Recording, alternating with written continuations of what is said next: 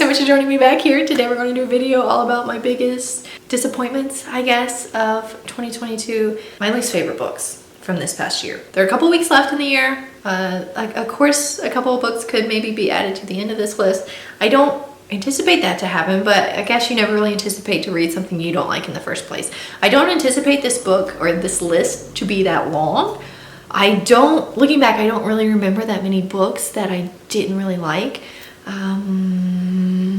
But I know that there are a few that we're going to talk about today. No set number, just going to go through my list. Hopefully there's not that many. I don't like being negative, but I do like to share my thoughts at the same time. I'm kind of opinionated. Moving on.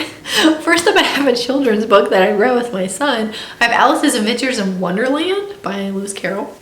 This one might be controversial because I know a lot of people love this. This was my second time reading this and it just was not my favorite. It's a little too out there for me and I just don't feel connected to it at all. I have no nostalgia factor attached to it. I did not read this growing up. The first time I read it, I was in college. So, whatever. Not my most favorite. Next up, I have The Soulmate Equation by Christina Lauren. This is a romance book. I have read some books by Christina Lauren that I really liked. This one I really did not like. This one, basically, our main character, it's based on like a dating app.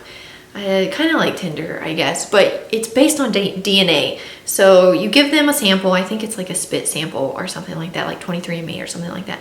And they use your DNA to find your soulmate. Something in your DNA links up, matches, pairs with someone else's DNA to prove to be soulmates. And kind of enemies to lovers type thing. The person she's paired with, I got a tangle in my hair. The person she's paired with, they don't like each other.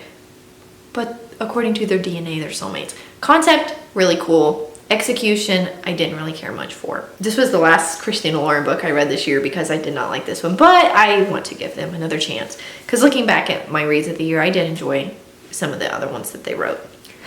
Next up, I have what's a little bit of a surprise to me because I love this author. I have the Honeybee Sisters trilogy by Jennifer Beckstrand. I love Jennifer Beckstrand. I did not love this series. I didn't like the protagonist in this one. I didn't like the main characters in this one. They were all kind of whiny. I consider myself to be a fairly independent person. Like I don't need a man. And these were not like that. They were very like whiny almost. I don't know. I didn't care much for these. But don't let that deter you from her all around. I love her in general. Next up, I'm just going to lump an author together. Emily Henry. Beach Read. The People We Meet on Vacation. Book lovers. Didn't care much for these. A lot of people rave about Emily Henry. I don't like her books. To me, all of them they're marketed, portrayed, pushed to the audience as romance books, and that's not really what they are to me. To me, they're just contemporary fiction books with romance in them. And so I guess it's maybe my fault a little bit going into these with the expectation that they're going to be romance books, but if that's what I'm told, that's what I expect. Not really interested in the plot either. Wasn't attached to the characters. They all fall kind of flat for me, to be honest. Again, I'm not here to hate on people, but I'm just expressing my opinions. Oh man, this one.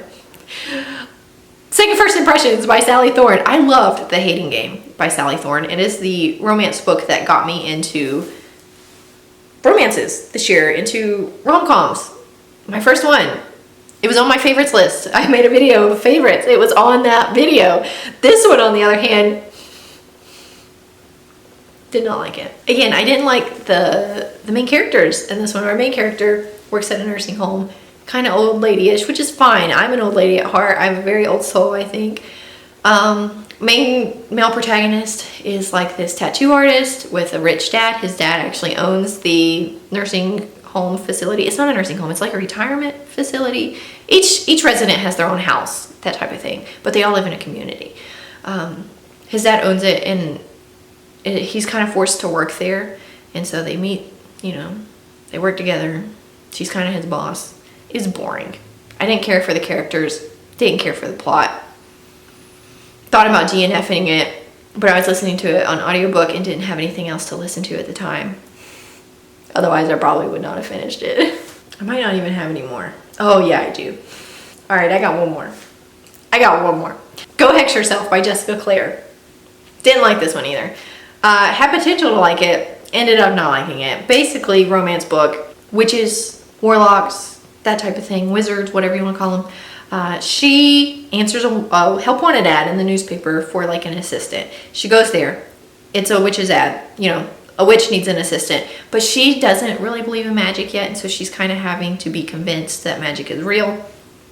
Works for this witch. Her witch has a nephew who lives in the same house as her, who is a warlock, wizard, whatever. Enemies to lovers, they don't like each other at first. Something happens to the witch, to her boss, and so she, the employee, and the nephew, the wizard, warlock, whatever, are forced to work together to figure out what happened to the aunt, the boss, however you want to word it. Again, had potential to be good. This book uses the P word in reference to a woman's private parts. Hate it. I hate that. Usually an automatic DNF for me. Hate that. That was really one of my biggest gripes about it. I didn't really like the romance in it, and considering it's a romance book, right? Didn't DNF it because I kind of had a theory of who done it, who cursed the witch. That's the only reason I finished this one. On that note, honorable mention, that was a DNF, but I still want to add to this video, Fix Her Up by Tessa Bailey. Again, uses the P word. Just, it grosses me out. It makes me uncomfortable. It makes me like icky feeling. Do not like that. So this book is on that list too. I'm adding this one. I did DNF it, but I DNF'd it at like 80-85%. Like I was almost done. And just couldn't do it anymore. Wasn't interested in the romance. The plot itself was good. I just didn't like that romance. I couldn't do it. Couldn't do it. There we go. Those are my least favorite books of 2022. Again, I don't really anticipate any more to be added to this list. The ones I have planned to read towards the end of the year, I think I'll like, but I thought I would like these, so who knows? Thank you guys so much for watching this video. If you liked it, be sure to subscribe down below and leave a comment. Let me know if you've read any of these. It's okay if you feel differently. I'm not trying to attack you. This is just how I felt about these. You guys are awesome. I am so thankful for you. I'm so blessed that you're here and that you watch my videos. Thank you. We'll meet back here next time. See ya!